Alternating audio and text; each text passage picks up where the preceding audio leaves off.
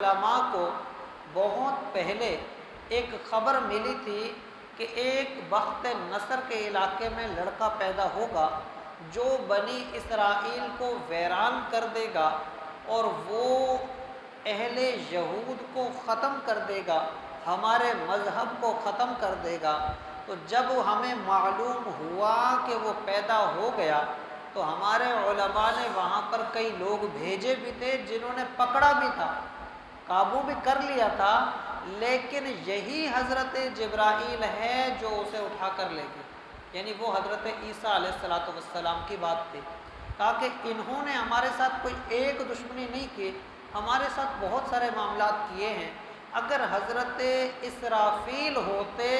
تو ہم قبول کر لیتے، یا حضرت میکائیل ہوتے ہم قبول کر لیتے، حضرت جبرائیل کا معاملہ قبول نہیں ہے، اس لیے ہم آپ پر ایمان نہیں لاتے۔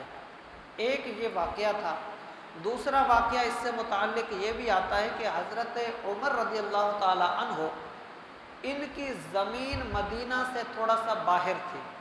ان کی کچھ زمین مدینہ شہر سے باہر تھی، جہاں ان کی زمین تھی وہیں قریب ہی یہودیوں کا ایک ادارہ تھا، ان کا ایک مدرسہ تھا۔ یہ جب کبھی اپنی زمین کی دیکھ بھال کرنے جاتے تھے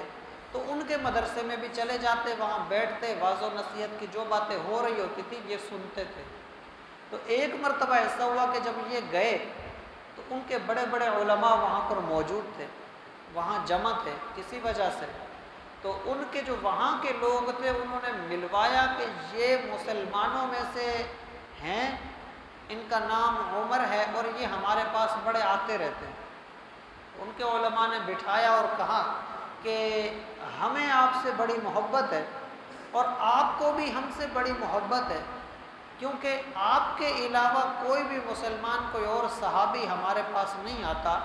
آپ ہیں جو ہمارے پاس آتے بھی ہیں اور یہاں بیٹھتے بھی ہیں۔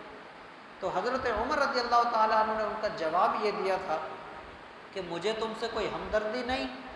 نہ ہی مجھے تم لوگوں سے کوئی محبت ہے، اور نہ ہی تمہارے دین کے حوالے سے مجھے کوئی رغبت ہے،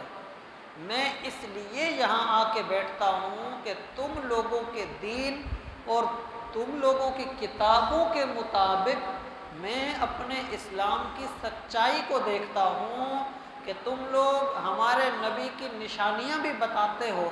ہمارے نبی کی ساری چیزیں بھی جانتے ہو، ساری صفات بھی پہچانتے ہو، مگر پھر بھی تم لوگ خود بتا بتا کے بھی حضور پر ایمان نہیں لاتے، اور میں یہاں تم لوگوں کی کتابوں سے اپنے دین کی باتیں سن سن کر اپنے ایمان کو اور زیادہ پکا کرتا ہوں۔ یہ کہہ کر آپ وہاں سے کھڑے ہوئے اور آپ واپس مدینے یعنی اپنے گھر کی طرف آنے لگے، تو آپ کے آنے سے پہلے پہلے یہ آیتیں جو ہم ابھی سنیں گے یہ نازل ہو چکی تھی، یعنی جو معاملات وہاں ہوئے وہ اللہ تعالیٰ نے کس انداز میں ان کا ذکر یہاں فرمایا قرآن کریم کے اندر۔ اب یہ دو واقعات جب ہم اپنے ذہن میں رکھیں گے تو ہمارے ذہن میں یہ باتیں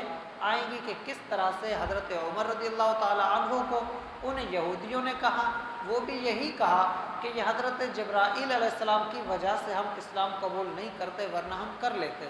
اور دوسرا وہ جو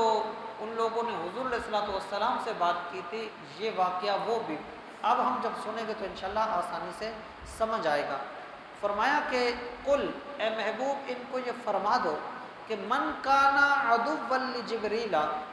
جو بندہ دشمنی کرے حضرت جبرائیل علیہ السلام سے، فإنہ نزلہ علی قلبک، تو بے شک جو کچھ نازل کیا ہے حضرت جبرائیل علیہ السلام